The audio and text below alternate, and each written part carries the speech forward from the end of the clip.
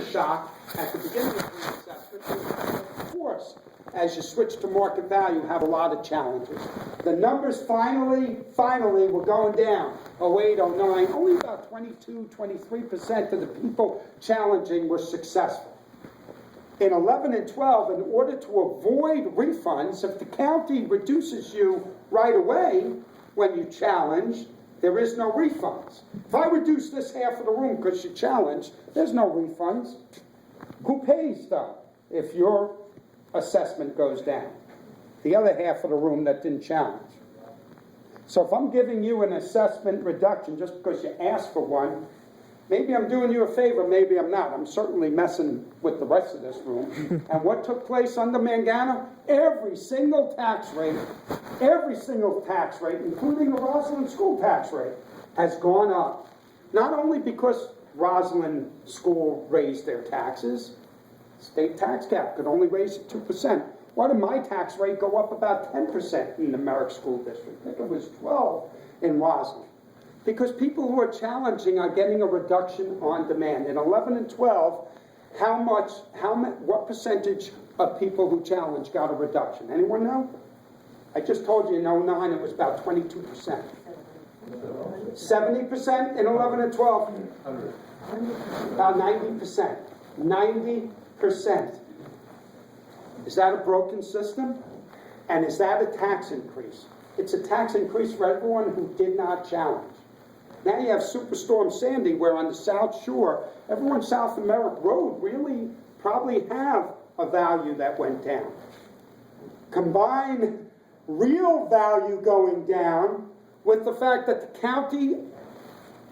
county executive has frozen assessments and given everyone who challenges a reduction, and the system is more broken than it ever has been. And those who don't challenge pay for it. Those who do challenge and don't ask for enough of a reduction pay for it as well. So this is what I propose. Let's get back to when it was being updated every single year because it was getting more accurate. And let's put back the Assessment Review Commission that was working. Whether we wanted to agree with that or not, it was working. Put it back, staff it back up. We don't need to spend $3 million on an outside attorney to just give everyone the reduction they want. Spend $2 million on in-house staff. Spend $2 million on in-house staff to simply get it right. And as far as commercial tax certs go, I'm looking at Liz because what we did at the county attorney's office during those years, if you're going to get a reduction and you're a commercial property, at least let's come up to the present year and give me a moratorium. You can't have a carousel where you keep giving me a challenge. You know what? You have to take a break for 3 years, let the county catch up, let us catch up. So let's run through this. The tax cert issue, number one issue, that's a drain. As far as expenditures, we can cut more than $50 million just on the outside contracts that Mangano's been given.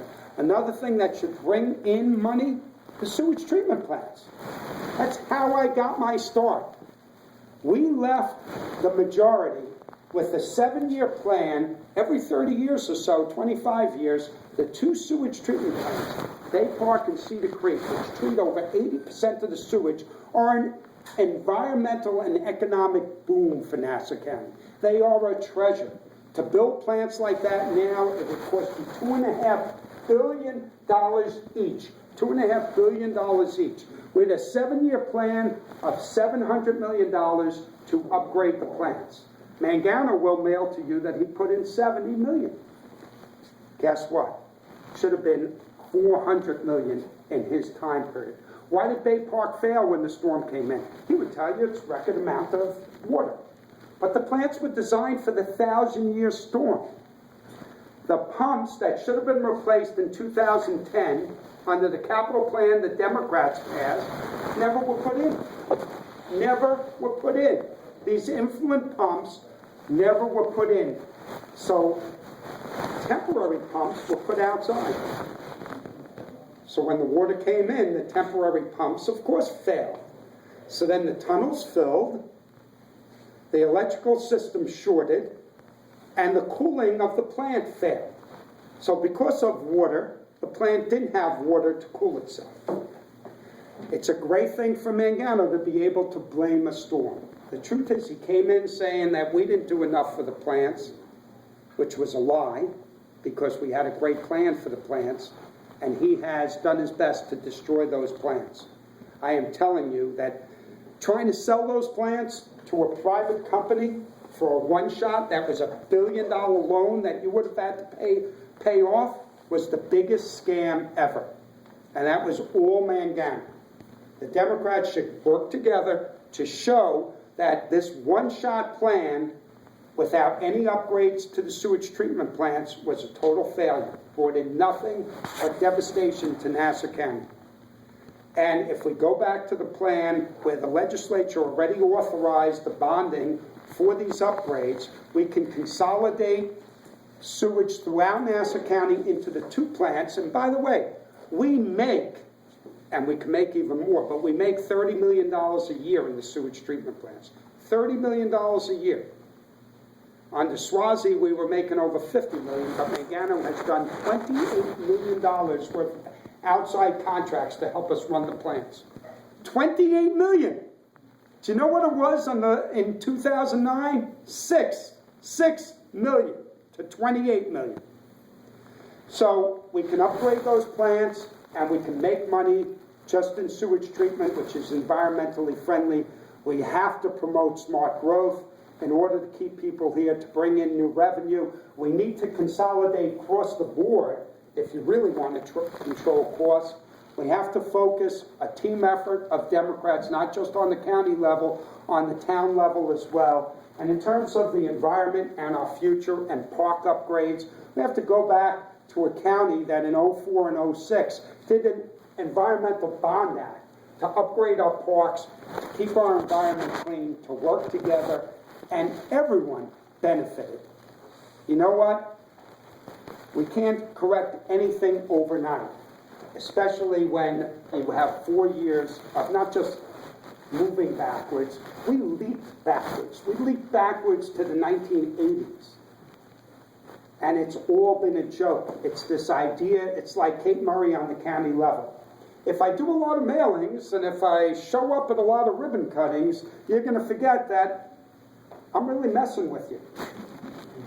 And they're messing with us big time, and they're messing with our families and our children. So what do we need to do? We need to be honest about it. We need to put up projects back on, rebuild the capital and infrastructure.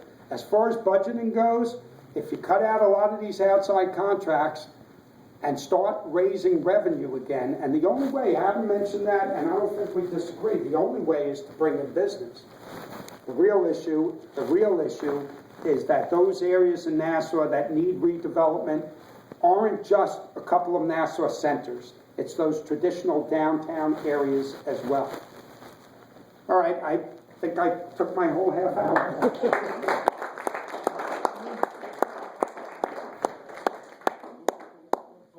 now it's your turn. You have the opportunity to ask some questions to these 2 fine men.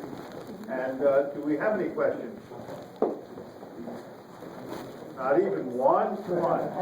Well, can I just clarify a couple points that Dave spoke about? I think Dave and I are on the same page. We both want to see Mangano gone. We both feel there's a lot of work to be done. And we both agree on a lot of the issues. There's just 1 or 2 things that we disagree on that I want to point out respectfully. One of them is the administration and education. We should combine school districts. I'm vehemently against that. The cost of administration. Well, Adam, I didn't say combined school districts. I said that we don't need as much administration. We don't need 59 or 57 different administrations. 2% of the budget goes towards administration. I understand if you want to get rid of a Actually, that's not true. It is. 20% of the Belmore Merrick school districts, 20% of Rockville Center goes towards administration. All right, well, we're going to have to disagree because 80% of the budgeting is teacher salaries and benefits. What does the Rosalind School Board superintendent make? $255,000. Right. Okay, it's a $100 million budget. The superintendent. $255,000 is her salary or his salary? Yeah. And that's what he makes. We're gonna ignore.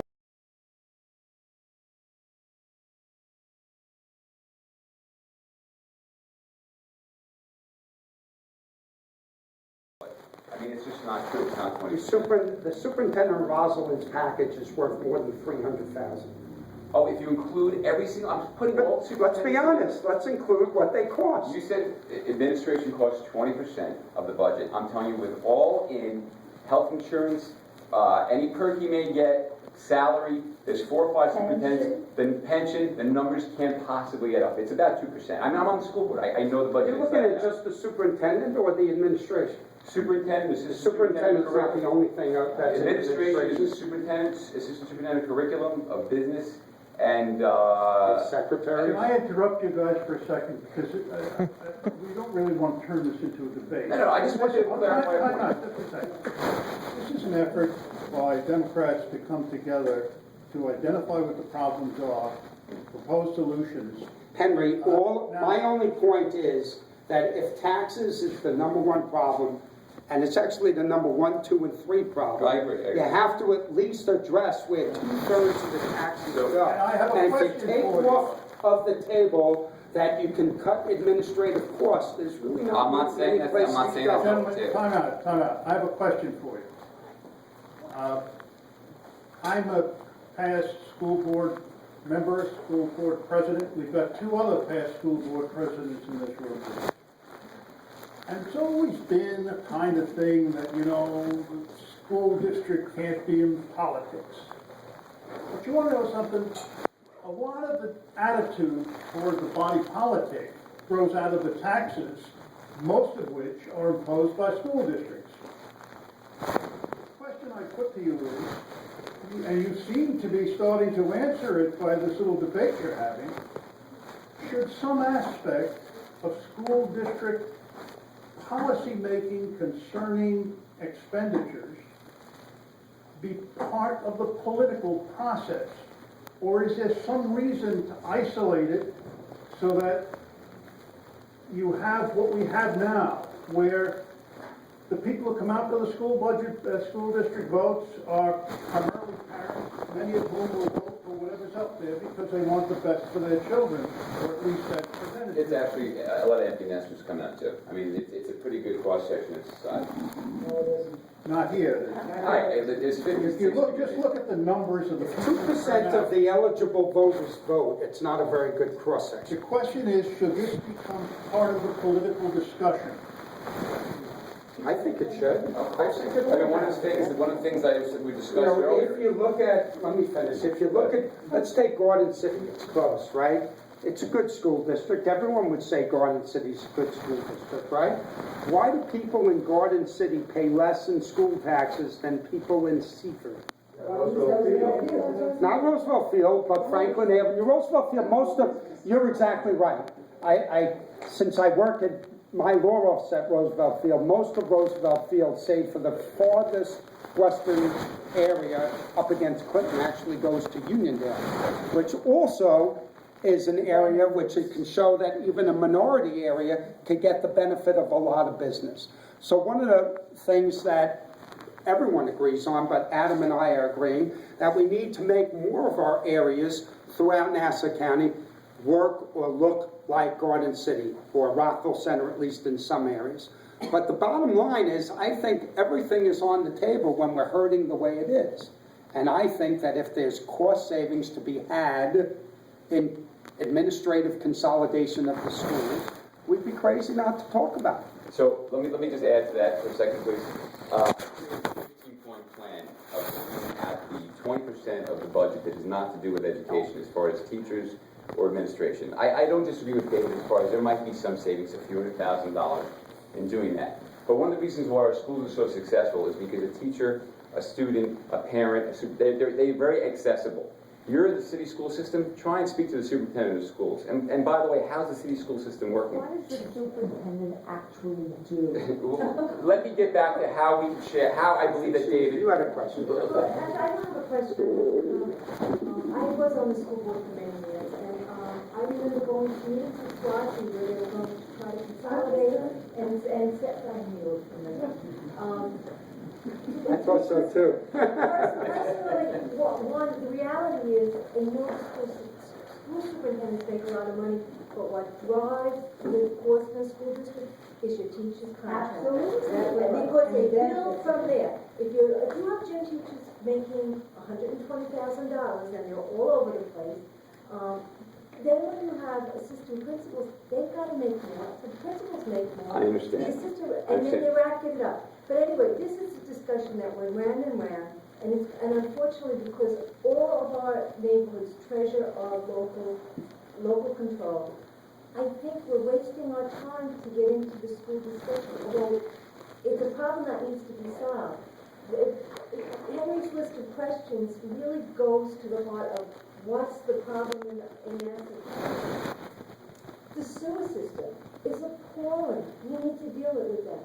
The assessment, I think we make a big mistake when we get into a discussion about superintendent salaries, I agree. which are also somewhat appalling. I think the purpose of Interesting phrase. Somewhat appalling. we need. I'm giving you a solution. So let me answer your question, and Dave, I'm gonna actually redirect that. I think you'll agree with me. There's services in schools that we can share. I believe in combining services. I don't want to combine districts unless the districts vote to do that.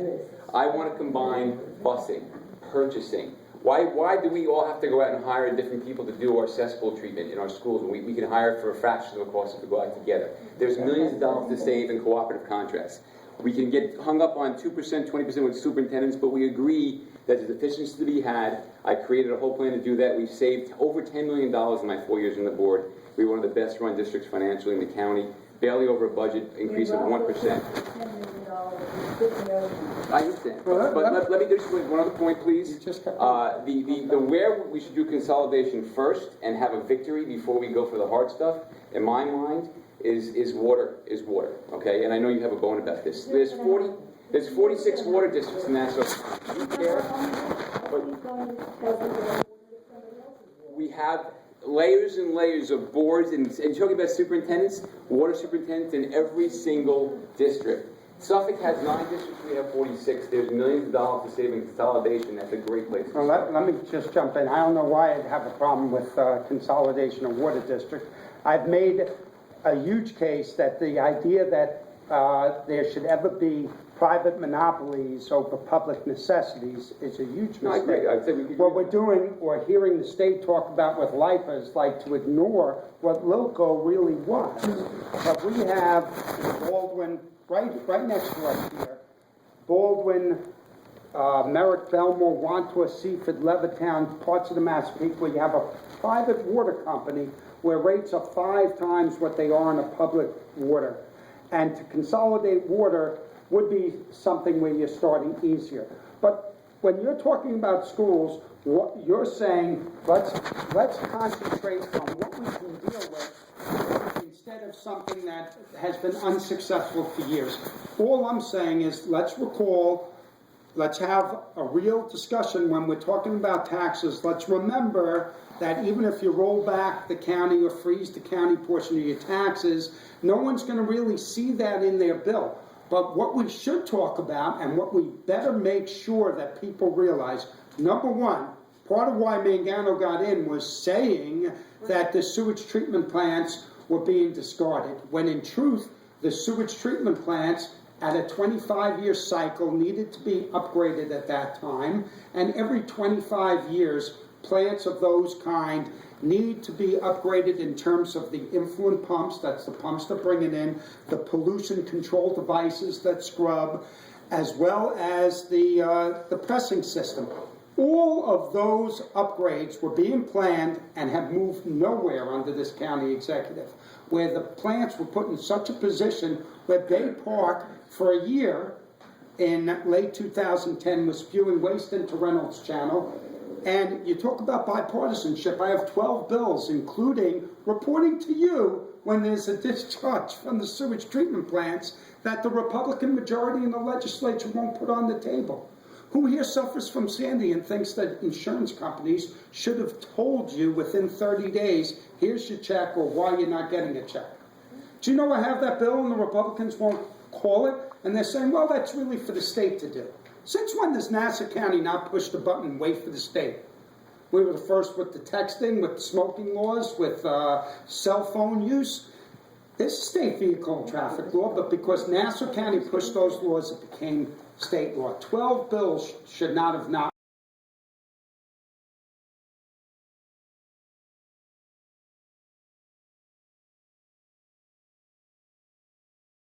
Why isn't it being done? If all you do, if I challenge and Adam does not, and they give me what I'm asking for without even looking, that just cost Adam money. We agree. And We wholeheartedly agree. and finally, to fix that, we were really required for a long time to update the values each and every year. And that system is exactly what's required under state law. If Adam's house is valued, well, I won't take his house first, I'll take mine. If my house is valued at $400,000, every year for the last 4 years, because Mangano said, I'm going to freeze it to fool you that a freezing assessment is a tax freezing, we should say, who the hell are you kidding? And by the way, there's no way the value of my house could possibly have stayed the same 4 straight years, which would mean that I can legitimately challenge it now. Who sets up a system that's made to fail? The issue is with commercial tax, sir. It's 80% of the money comes from the commercial property rebates. We all understand residential because we have homes, but the big problem is fixing the commercial tax. And Dave and I discussed this, but there's $400 million owed that is not being recognized. Now, I don't know about you, but if I owed $400 million, I didn't recognize it, I'm sure my house would be... And Adam, when he came into office, not Adam, when Mangano came into office, the backlog was $120 million. Right, it And now it's up to grows. 400 Question in the back of the Go room. ahead. Yeah, I want to change the topic a little bit. Go ahead. And you don't know me, Adam David, you've known me for a while. I'm a lawyer in Nassau County. Part of my practice is land use and zoning, and for those who don't know, I did for a while sit on the Nassau County Planning Commission. I'm very concerned about bringing viable business to Nassau County. We had at one time what appeared to be a good seed of a viable plan, the hub. Lighthouse, whether you liked it or not, at least set a foundation for bringing in. We had Hofstra University, North Shore University Hospital, LIJ, coming in saying, what about biomedical? We have the university, Hofstra, that now has a new medical school, has a new engineering school. We do have other engineering and other kinds of educational resources in Nassau, and if you want, on a regional basis, all the way out to Stony Brook.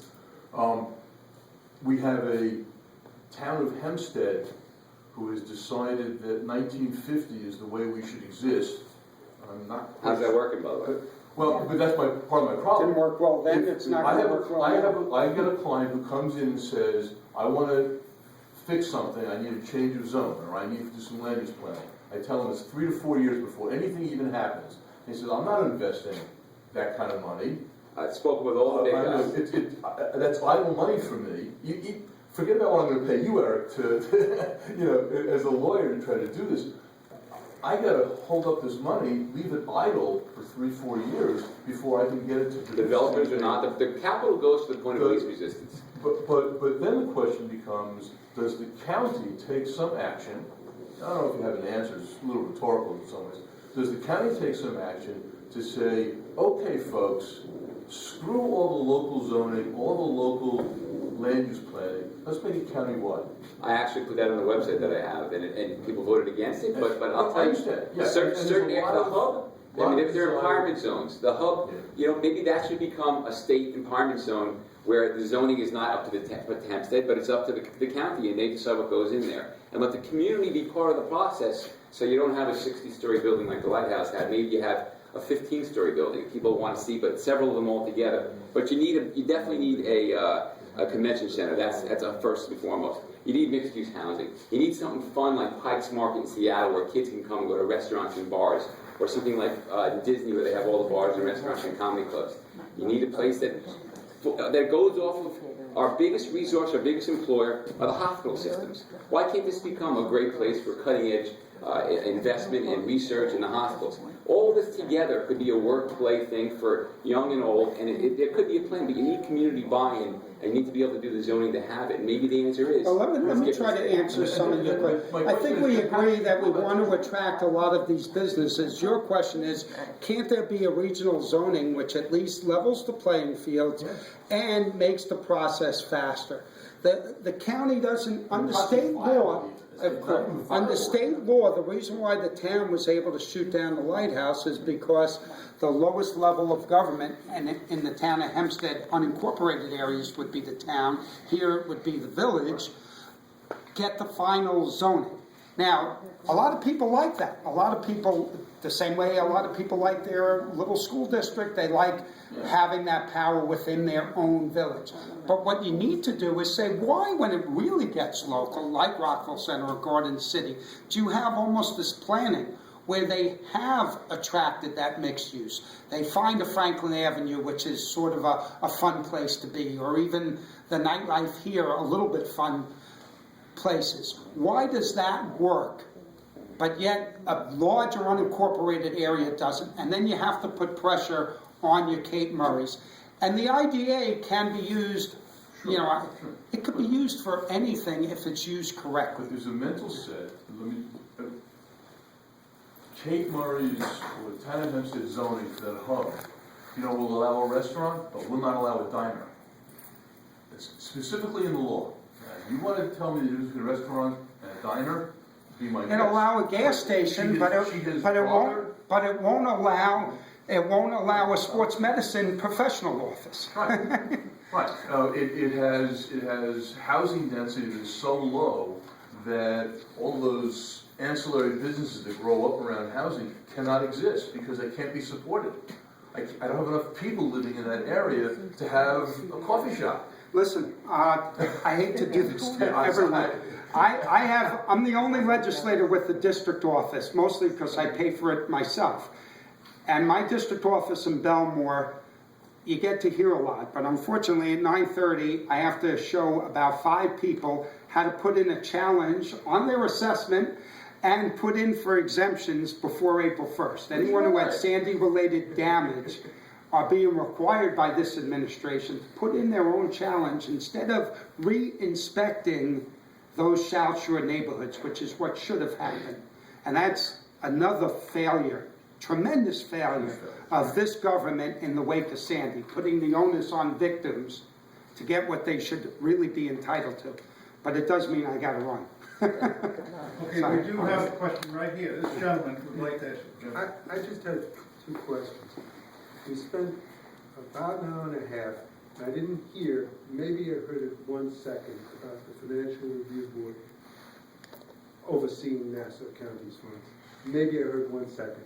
I didn't hear one thing about poor people and nothing about senior citizens. It's a Democratic party, and a Democratic, what I thought was a Democratic focus. And we're not talking about poor people, we're not talking about minorities, we're not talking, who are often the same, seniors, and we're not talking about the problem that anybody's solution may be nixed by a control board who has the ultimate say. So what do you do about that? I'm not angry, I just want to know. Social service and red light camera money being taken away from the poor people. That's something that I touched on. That's one of the first things I think Dave would agree that it would go Go back. outside to Merritt Road, you see these people waiting for 40 minutes for a bus.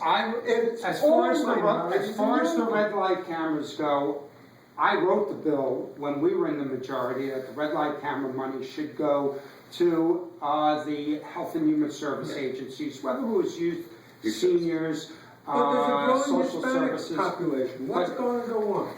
How? In terms of a lot of the multi-use zoning, and I'm sure we would both agree, and mixed use and development of our downtown areas, promoting, using IDA to try to offset how long someone would wait if they're trying to put a multi-use housing or a mixed-use development in a downtown area.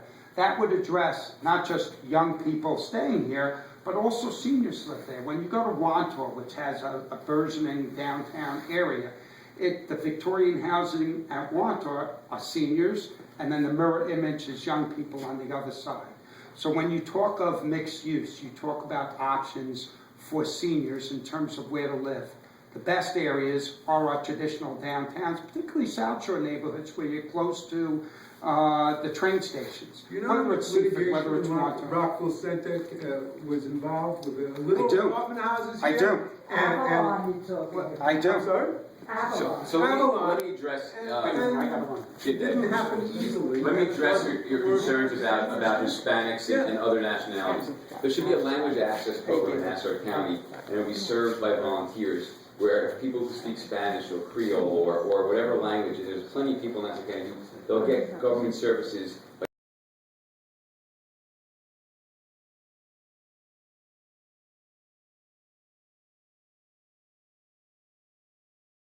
Dry rot in their homes, and nothing's being addressed. They're hidden and no one knows about it. They pulled dead people out of a multi-unit home in the Rockaways when I was there that no one spoke about in the news. I mean, in my mind, you bring business, you bring economic activity, you raise the minimum wage to $9, which I'm all for. A rising tide floats all boats. But unless you have economic activity, unless you draw young people here, unless you create business, everybody in between suffers.